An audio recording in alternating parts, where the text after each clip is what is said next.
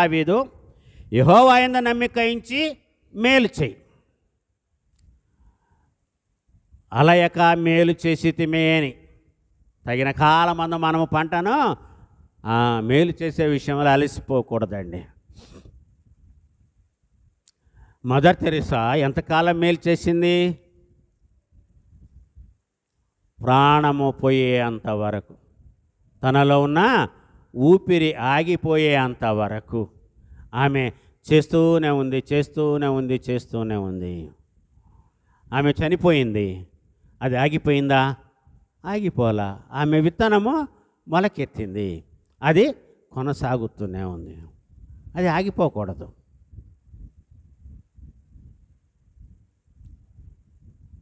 అందుకనే రాజైన దావీదు అంటున్నాడు, యెహోవాను బట్టి సంతోషించుము, ఆయన నీ హృదయ వాంఛలను తీర్చును.